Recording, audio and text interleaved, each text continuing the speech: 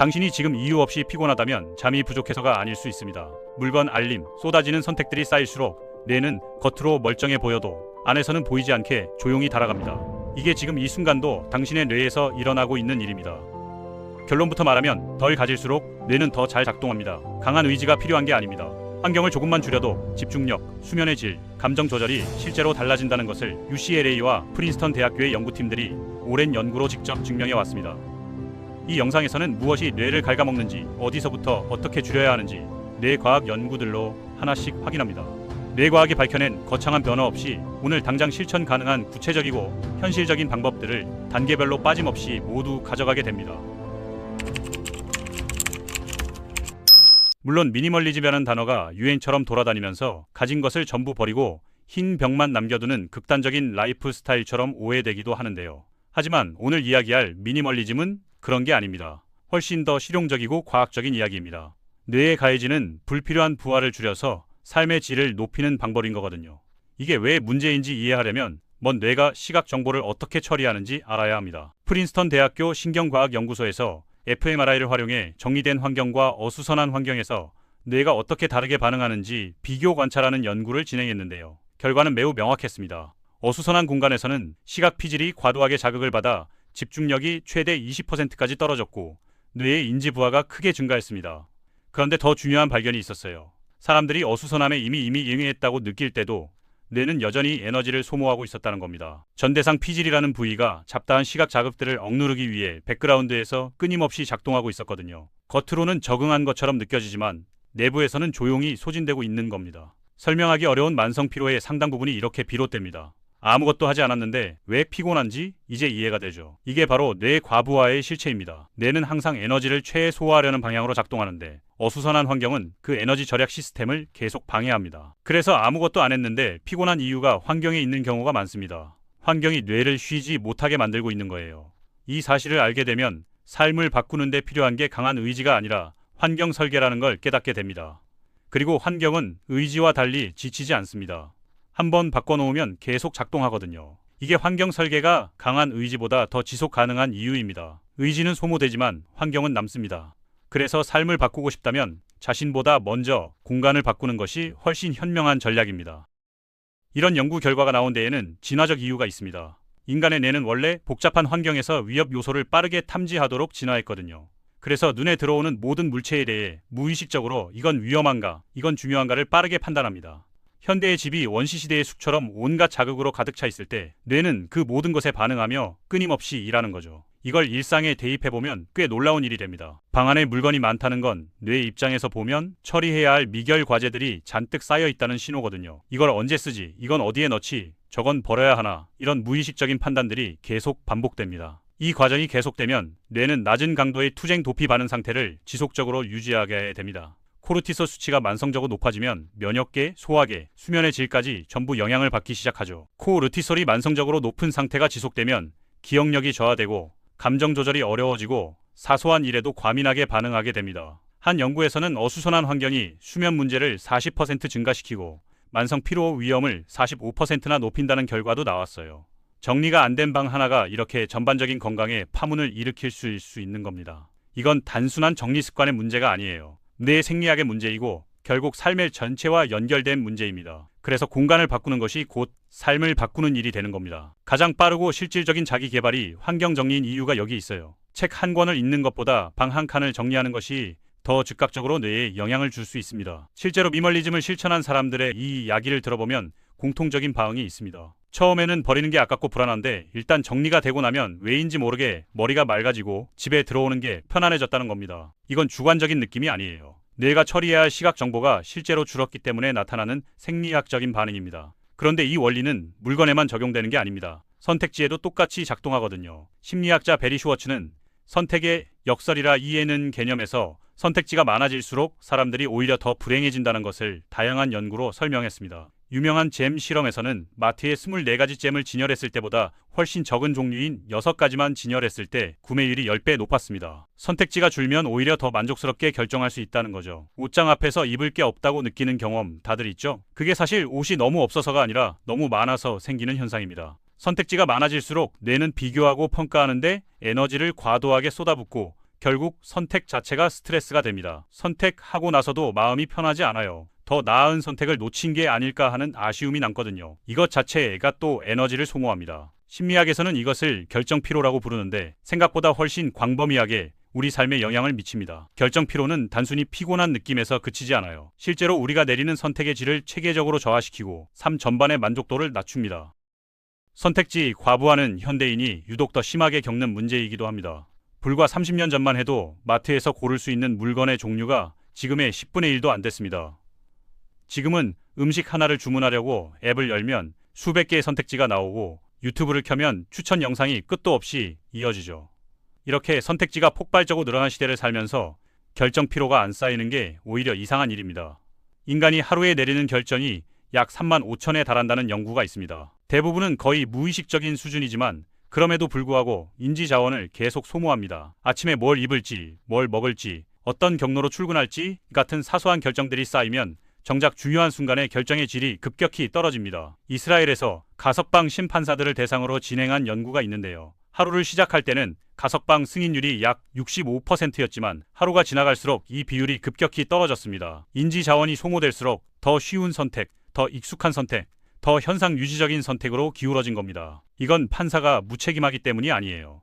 뇌의 생물학적 한계입니다. 스티브 잡스가 매일 검은 터틀넥과 청바지만 입었고 마크 저커버그도 비슷한 옷만 반복해서 입는 이유가 여기 있습니다. 중요한 결정에 써야 할 에너지를 아끼기 위해 사소한 결정들을 의도적으로 없애버린 거거든요. 이건 극단적인 사례처럼 보이지만 원리는 누구든 일상에 충분히 적용할 수 있습니다. 매일 옷 고르는 시간 5분을 줄이는 것만으로도 하루를 시작하는 에너지의 질이 달라질 수 있어요. 결정 피로를 줄이는 가장 간단한 방법 중 하나는 환경 설계입니다. 중요한 선택은 에너지가 충분한 오전에 하도록 일정을 짜고 매일 반복되는 사소한 선택들은 미리 루틴으로 만들어두는 거죠. 아침 식단을 미리 정해두거나 옷을 전날 밤에 꺼내두거나 자주 쓰는 물건의 위치를 고정해두는 것. 이런 작은 설계들이 하루 전체의 결정 품질을 높여줍니다. 물건이 많을수록 삶이 물건에 끌려다니는 느낌이는 이유도 결국 여기에 있습니다. 관리해야 할 것, 정리해야 할 것, 신경 써야 할 것이 너무 많아지면 내가 내 삶을 주도하는 게 아니라 물건들이 나를 지배하는 것 같은 느낌이 생기거든요. 이 느낌이 쌓이면 자연스럽게 무력감과 피로감이 함께 커집니다. 심리학에서 자기 효능감이라고 하는 내가 내 삶을 통제하고 있다는 감각은 불안과 스트레스를 조절하는 데 핵심적인 역할을 합니다. 이 통제감이 낮아지면 불안이 높아지면 또다시 소비나 회피 행동으로 이어지는 악순환이 시작됩니다. 소비를 해서 불안을 잠시 누르지만 물건이 늘어나면서 오히려 부담이 커지는 패턴이죠. 특히 불안 성향이 높은 사람들에게 환경을 단순하게 만드는 것은 심리적 안정에 상당히 직접적인 효과가 있습니다. 물건을 줄이면 단순히 공간이 깔끔해지는 게 아니라 뇌가 끊임없이 받아들이고 있던 위협 신호 자체가 줄어드는 거거든요. 환경이 바뀌면 뇌가 바뀌고 뇌가 바뀌면 감정과 행동이 바뀝니다. 특히 주목할 만한 것은 공간을 정리하는 행위 자체가 이미 심리적 효과를 만들어낸다는 점입니다. 뭔가 어수선하고 지쳐있을 때 방 청소를 하고 나면 기분이 나아지는 경험 다들 있죠? 이건 단순한 착각이 아닙니다. 공간을 통제하면서 생기는 성취감이 자기 효능감을 높이고 그게 다음 행동에 대한 동기부여로 이어지는 거거든요. 미네소타 대학교 연구팀이 진행한 흥미로운 실험이 있는데 깨끗하게 정리된 공간에 있었던 사람들이 어수선한 공간에 있었던 사람들보다 건강한 음식을 선택할 확률이 2배나 높게 나왔습니다. 이건 단순한 우연이 아니에요. 환경의 질서가 자기 통제력과 직접 연결되기 때문입니다. 공간의 질서가 단순히 기분을 바꾸는 것을 넘어서 실제 행동 선택에까지 영향을 준다는 거예요. 내 방이 정돈되어 있으면 식습관도 자연스럽게 나아지고 운동 동기도 생기고 중요한 일을 미루는 경향도 줄어들 수 있습니다. 정리된 공간에서 일한 사람들이 그렇지 않은 환경에서 일한 사람들보다 전반적인 웰빙이 23% 향상되고 일상 스트레스가 33% 감소했다는 연구도 있어요. 환경이 행동을 만들고 행동이 습관을 만들고 습관이 인생을 만든다는 말이 단순한 격언이 아니라 실제 데이터로 뒷받침되는 이야기인 겁니다. 그리고 그 환경을 바꾸는 건 생각보다 훨씬 적은 노력으로 시작할 수 있어요. 책상 위 물건을 절반으로 줄이는 것처럼 작은 행동 하나로도 충분히 차이를 느낄 수 있습니다. 이런 연구 결과들이 흥미로운 이유는 환경을 바꾸는 것이 생각이나 의지를 바꾸는 것보다 훨씬 쉽기 때문입니다. 더 열심히 살겠다고 마음을 먹는 것보다 책상 위를 정리하는 게 훨씬 빠르고 실질적인 변화를 만들거든요. 행동을 바꾸려면 엄청난 의지가 필요하지만 환경을 바꾸면 자연스럽게 행동이 따라옵니다. 이게 환경 설계의 힘입니다. 그렇다면 왜 현대 사회에서 이게 점점 더 어려워지고 있을까요? 이커머스와 빠르달의 성장으로 소비의 심리적 장벽이 사실상 사라졌습니다. 클릭 하나로 다음날 문 앞에 물건이 도착하는 환경에서 소비를 의식적으로 억제하는 것 자체가 굉장히 어려운 일이 됐거든요. 더구나 SNS는 끊임없이 새로운 물건, 새로운 경험, 새로운 라이프 스타일을 자극하도록 설계된 플랫폼입니다. 보고 있으면 자꾸 결핍을 느끼게 만들고 더 가져야 더 나은 사람이 되는 것 같은 착각을 계속 심어줍니다. 이 알고리즘은 사용자가 앱에 더 오래 머물도록 설계되어 있고 그 핵심 원리가 바로 비교와 결핍입니다. 문제는 이런 환경 자체가 뇌의 비교 회로를 끊임없이 자극하도록 설계되어 있다는 거예요. 남들은 다 가지고 있는데 나만 없는 것 같은 느낌, 이게 있어야 괜찮은 사람인 것 같다는 생각들이 무의식 수준에서 반복됩니다. 이걸 의지력만으로 이겨내기란 구조적으로 매우 어렵습니다. 사실 이런 과소비 충동은 어느 정도 사회 구조가 만들어낸 문제이기도 합니다. 현대 경제는 소비가 계속 늘어야 유지되도록 설계되어 있고 광고와 마케팅 전략은 우리가 늘 뭔가를 부족하다고 느끼도록 정교하게 설계되어 있거든요. 이 맥락을 이해하면 충동 구매가 단순히 의지력 부족이 아니라는 것을 알게 됩니다. 소비가 감 조절 도구로 쓰이는 현상도 여기서 비롯됩니다. 코넬 대학교의 2016년 연구에 따르면 스트레스를 받은 사람들은 충동 구매나 과식, 넷플릭스 몰아보기 같은 회피 전략을 쓰는 경향이 강하게 나타났습니다. 스트레스와 소비의 연결고리는 생각보다 훨씬 깊습니다. 기분이 안 좋을 때 뭔가를 사면 도파민이 일시적으로 분비되면서 기분이 나아지는 느낌이 들거든요. 하지만 그 효과는 금방 사라지고 또 다른 결핍을 느끼게 됩니다. 물건이 하나 더 생겼는데 왜인지 더 공허한 느낌이 드는 경험 다들 있을 거예요. 이건 의지력이 부족해서가 아닙니다. 뇌의 보상 회로가 그렇게 작동하도록 설계되어 있기 때문이에요. 쾌락 적응이라는 현상인데 새로운 자극에 금방 익숙해지고 그보다 더 강한 자극을 원하게 됩니다. 소비로 행복을 얻으려는 방식이 구조적으로 실패할 수밖에 없는 이유입니다. 일시적인 도파민 충전이 아니라 더 오래 지속되는 만족감이 필요한 건데 그게 바로 경험과 관계에서 옵니다. 수면에 미치는 영향도 빼놓을 수 없습니다. 세인트 로렌스 대학교와 프린스턴 대학교 공동 연구에서 어수선한 환경에 사는 사람들은 잠들기 어렵고 수면주에 깨는 빈도도 훨씬 높다는 것이 확인됐는데요. 잠자리 환경이 뇌의 이완 능력에 직접 영향을 주기 때문입니다. 뇌는 안전하다는 신호를 받아야 이완 모드로 전환하는데 주변에 처리 안 된 자극들이 쌓여 있으면 그 신호를 보내지 않습니다. 뇌는 잠들기 전에도 시각적으로 처리해야 할 것들이 눈에 들어오면 완전히 이완 모드로 전환하지 못합니다. 침대 옆에 쌓인 물건들, 정리하지 못한 옷들이 눈에 보이는 것만으로도 뇌는 미완의 과제들을 끊임없이 떠올리며 각성 상태를 유지하려 합니다. 이 상태에서는 깊은 수면이 방해받고 렘 수면의 질도 떨어집니다. 잠자리 옆에 핸드폰을 두지 않는 것, 침실에 업무 관련 물건을 두지 않는 것, 자기 전에 보이는 공간만이라도 정리해 두는 것. 이런 작은 변화들이 수면의 질을 실질적으로 높여줍니다. 불면에 시달리고 있다면 복잡한 수면 루틴을 만들기 전에 먼저 침실의 물건을 줄여보는 것도 충분히 시도해 볼 만합니다. 디지털 공간도 마찬가지입니다. 스마트폰 알림이 하루에 수십 번씩 울리고 읽지 않은 메시지들이 쌓이고 끝없이 이어지는 SNS 피드. 이것도 뇌 입장에서는 물건이 잔뜩 쌓인 어수선한 방과 전혀 다를 게 없거든요. 보이지 않는 디지털 공간이지만 뇌에 미치는 영향은 실제입니다. 스크린 타임을 한번 확인해보면 하루에 얼마나 많은 시간을 의미 없이 스크롤하며 보내는지 놀랄 수 있어요. 그 시간 동안 뇌는 끊임없이 새로운 자극을 처리하면서 에너지를 소모하고 도파민 회로는 계속 자극받아 더 강한 자극을 원하게 됩니다. 집중력이 흐트러지고 깊은 사고가 어려워지는 건 자연스러운 결과입니다. 알림을 줄이고 팔로우를 정리하고 의도적으로 화면을 끄는 시간을 만드는 것이 디지털 미니멀리즘의 핵심입니다. 실제로 SNS 사용을 하루 30분으로 제한한 실험 참가자들이 4주 만에 우울감과 외로움이 유의미하게 감소했다는 연구 결과가 있습니다. 물리적 공간을 정리하는 것 못지않게 디지털 공간을 정리하는 것도 뇌 회복에 직접적인 영향을 줍니다. 눈에 보이지 않는다고 해서 뇌에 부하가 없는 게 아니에요. 디지털 자극도 물리적 자극과 똑같이 인지 자원을 소모하고 우리를 지치게 만듭니다. 디지털 미니멀리즘을 실천하는 방법은 거창할 필요 없습니다. 스마트폰 화면에서 SNS 앱을 두 번째 페이지로 옮기는 것만으로도 사용 빈도가 크게 줄었다는 연구가 있습니다. 알림을 모두 끄고 하루에 정해진 시간에만 확인하는 것도 효과적이에요. 이렇게 작은 마찰을 만들어두는 것만으로도 뇌가 자극에 끌려다니는 빈도를 줄일 수 있습니다. 관계에서도 같은 원리가 적용됩니다.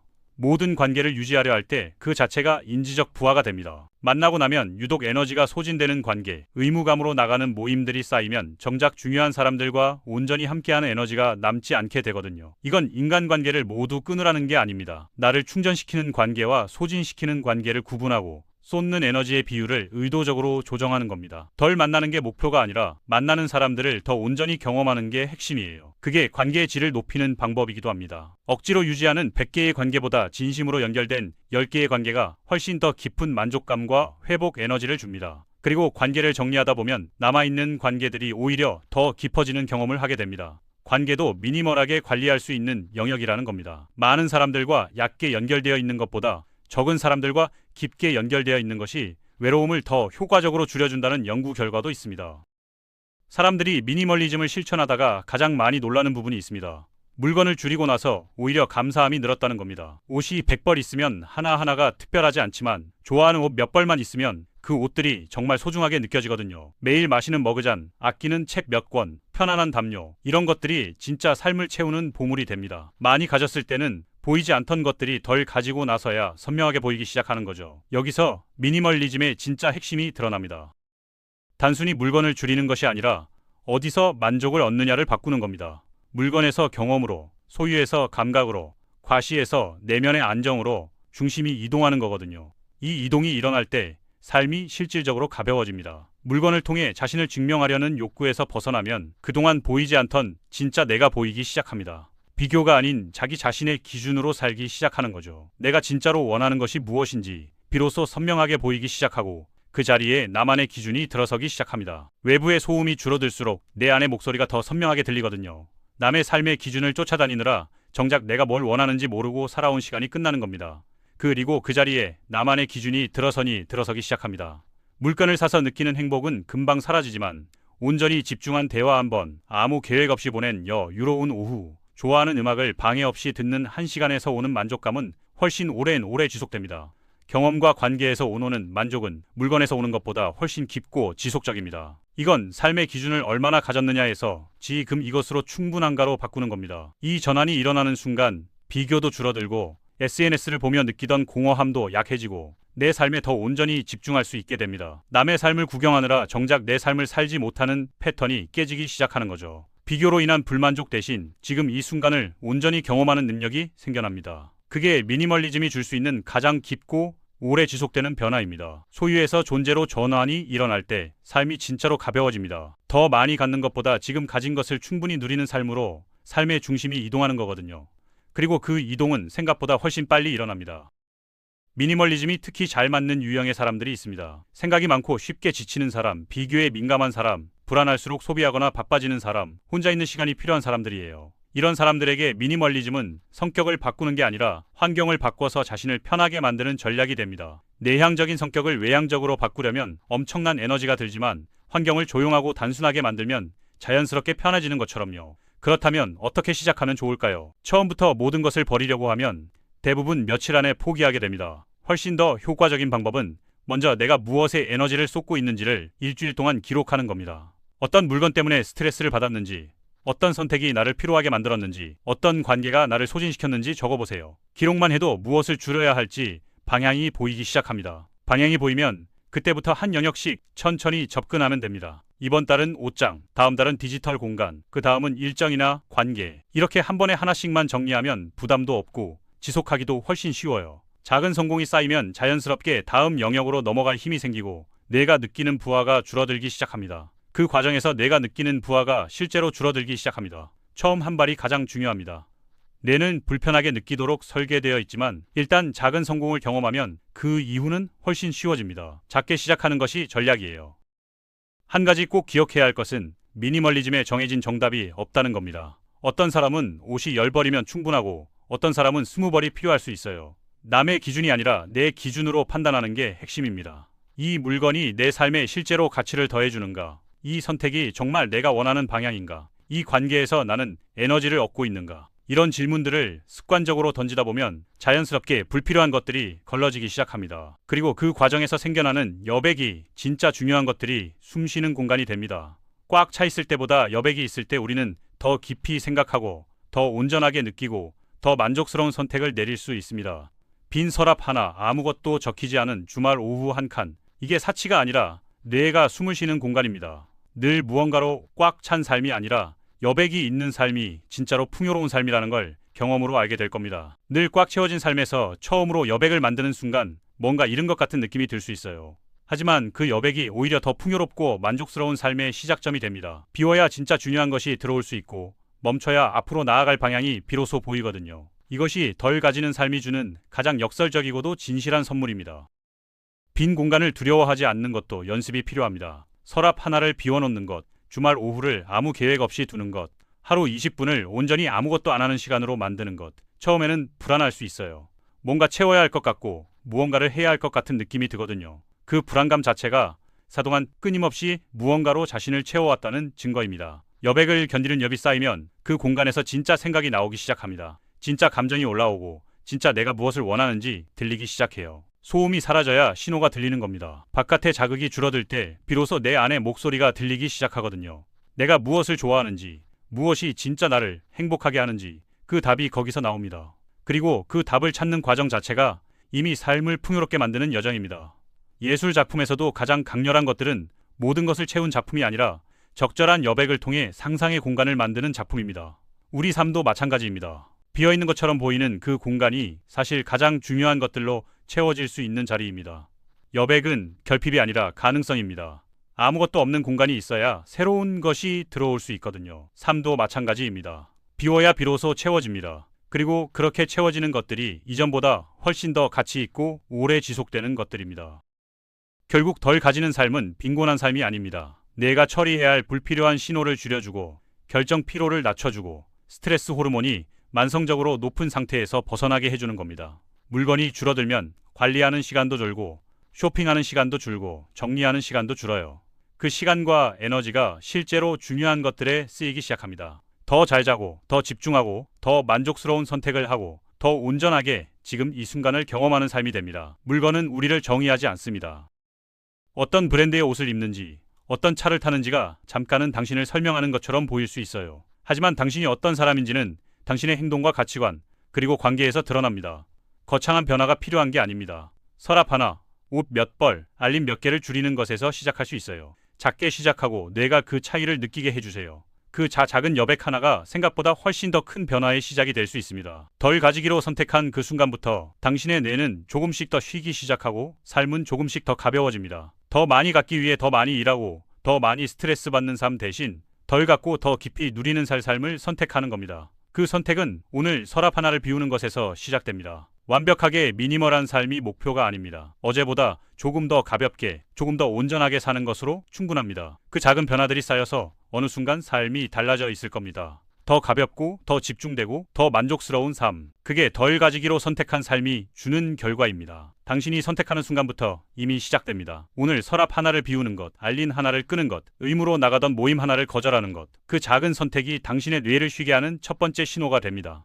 그리고 그 가벼움 속에서 비로소 진짜 중요한 것들이 선명하게 보이기 시작합니다. 덜 가질수록 더 자유롭고 더 가벼우며 더 충만해집니다. 그 삶을 오늘부터 서랍 하나를 비우는 것에서 시작해보세요. 조금 더 가볍게 살아도 괜찮습니다. 불필요한 것들에 시간을 쓰기엔 인생은 너무 짧습니다. 덜 소유하고 더 경험하고 더 사랑하며 사는 삶. 그게 미니멀리즘이 가리키는 방향입니다. 지금 이 순간도 당신의 삶은 충분히 가치 있습니다. 다만 불필요한 것들이 그 가치를 가리고 있을 뿐이에요. 그것들을 걷어내면 처음부터 거기 있었던 충분함이 보이기 시작합니다. 그 충분함을 느끼는 것이야말로 미니멀리즘이 주는 가장 큰 선물입니다. 더 많이 갖지 않아도 괜찮다는 것, 지금 이대로도 충분하다는 것을 아는 삶은 그 자체로 자유입니다. 그 자유가 미니멀리즘의 진짜 선물입니다. 덜 갖고 더 풍요롭게 오늘부터 시작해보세요.